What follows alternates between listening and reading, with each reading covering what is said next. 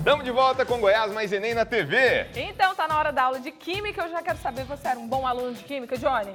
Confesso que não, mano. tenho que ser sincero aqui. Então deixa essa aula comigo, vai. Para isso eu tô aqui conhecendo o professor Diego, que é de Química. Tudo bem, professor? Seja bem-vindo à nossa aula. Já tô curiosa para saber o tema de hoje. Olá, pessoal. É um prazer estar novamente aqui com vocês. Bom, nosso tema referente à Química hoje será um tema que causa muita preocupação a alguns alunos. E aí a gente vai tentar desmistificar alguns conceitos que o envolvem. Esse tema é muito recorrente nas provas do Enem e é também trabalhado em algumas disciplinas no nível superior, de cursos relacionados às áreas de engenharia, saúde e aos próprios cursos de exatas, como a Química e a Física. Inclusive, alguns ex-alunos meus que estão cursando cursos superiores pediram que a gente pudesse falar um pouquinho sobre esse tema. Bom, devido a todos esses fatores, a nossa equipe de professores da Seduce encarou como muito pertinente falar hoje sobre os cálculos estequiométricos. Boa, tá certo, combinado. Esclarecido então o tema, mas vamos por esse termo. Estequiométrico, o que ele significa? Bom, o termo estequiometria vem do grego steikio, ou seja, relacionado a elemento, e metria, medida, de metron. E é exatamente este o seu significado e sentido, ou seja, a medida envolvendo os cálculos de reagentes e produtos envolvidos em uma transformação química, na maioria das vezes representada por uma equação química. Bacana, professor Diego. Agora eu estou até recordando aqui os meus tempos de estudante, que não tem muito tempo, vale frisar, né? Mas eu queria lembrar de fato a utilização e aplicação destes cálculos, professor. Cálculos estequiométricos, fala para mim. Certo. Bom, os cálculos estequiométricos hoje em dia são muito utilizados principalmente para estimar o consumo de reagentes e a formação dos produtos, principalmente nas indústrias, de diversos tipos e materiais.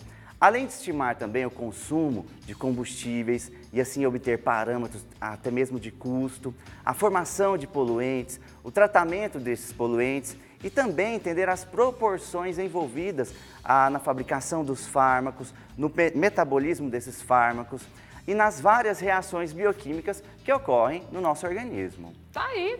Bom, deu para perceber bastante a abrangência desse tema, né, professor? Bom, seguindo então, quais os conceitos que envolvem esse tema?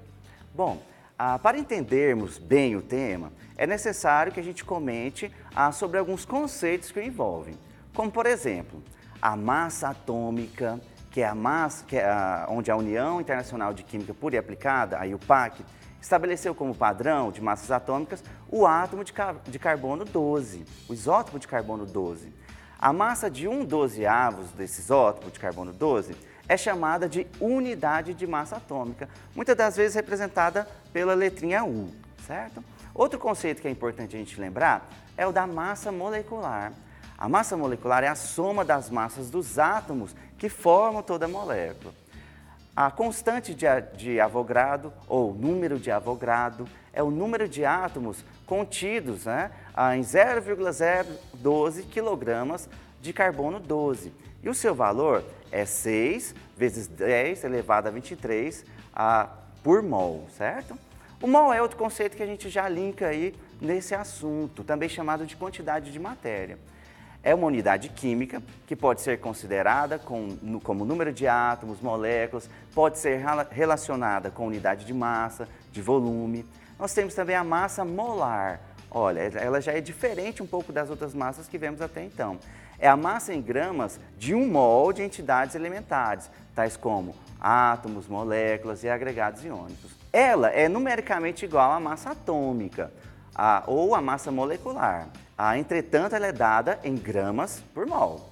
Outro conceito que é bom a gente lembrar é o volume molar, que ele equivale exatamente a 22,4 litros por mol. Lembrando que esse valor é resultado de experimentos feitos em condições normais de temperatura e pressão, ou seja, a chamada CNTP, que são 1 atm de pressão e 273 Kelvin, ou seja, 0 graus Celsius. Vários conceitos, hein, professor? Agora, para organizar esses conceitos, a gente deve ficar atento a como realizar esses tipos de cálculos químicos, não é isso? Sim, são vários conceitos e detalhes que a gente tem que ficar bastante atentos. A grande dificuldade que percebemos na realização desses cálculos está na organização das ideias. Para isso, preparei alguns passos que podem nortear e auxiliar a nossos alunos na execução desses cálculos químicos.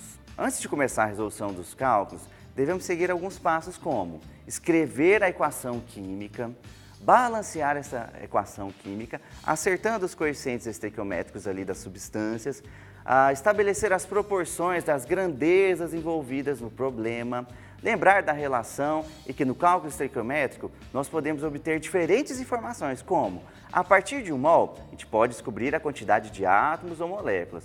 A partir desse mol, a gente também pode descobrir as massas das substâncias e os volumes dessas substâncias também, tanto de reagente quanto de produtos. Tá, então vamos lá, professor. Depois que a gente organizou as ideias iniciais, como proceder de fato o cálculo?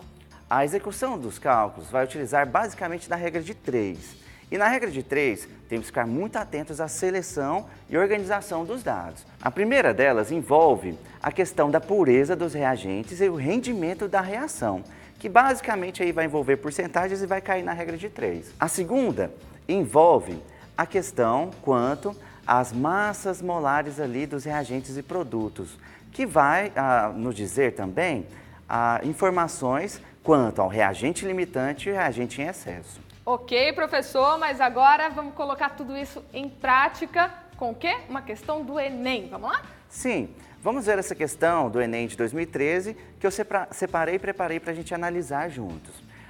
O brasileiro consome em média 500 miligramas de cálcio por dia, quando a quantidade recomendada é o dobro. Uma alimentação balanceada é a melhor decisão para evitar problemas no futuro, como a osteoporose, uma doença que atinge os ossos. Ela se caracteriza pela diminuição substancial da massa óssea, tornando os ossos frágeis e mais suscetíveis a fraturas. Considerando-se o valor de 6 vezes 10 elevado a 23 por mol para a constante de Avogadro e a massa molar do cálcio igual a 40 gramas por mol, qual a quantidade mínima diária de átomos de cálcio a ser ingerida para que uma pessoa supra suas necessidades? Letra A, 7,5 vezes 10 elevado a 21. Letra B, 1,5 vezes 10 elevado a 22. Letra C, 7,5 vezes 10 elevado a 23. Letra D, 1,5 vezes 10 elevado a 25. E letra E, 4,8 vezes 10 elevado a 25. A resolução fica assim. Primeiro, a dose diária, a recomendada, é 1.000 miligramas de cálcio. Segundo, sabendo que 1.000 miligramas é igual a 1 grama e 1 mol de Ca tem 6 vezes 10 a 23 átomos de Ca, de cálcio, a gente vai para a montagem da regra de 3 e resolução desses cálculos. A regra de 3 fica 6 vezes 10 elevado a 23 átomos de cálcio equivale a 40 gramas. X átomos de cálcio equivale a 1 grama. Multiplicando cruzado, a gente vai ter 40 vezes x igual a 6 vezes 10 elevado a 23 vezes 1 grama. Então fica 40x, que é igual a 6 vezes 10 elevado a 23. Assim, nós temos que x será igual a 1,5 vezes 10 elevado a 22 átomos de cálcio. Prevalecendo assim como a alternativa correta, a letra B, 1,5 vezes 10 elevado a 22. Muito bem, finalizamos mais uma aula. Professor Diego, até a próxima. Até a próxima, muito obrigado, pessoal. Obrigada a você. No próximo bloco tem o professor Marcão com aula de matemática. Não sai daí.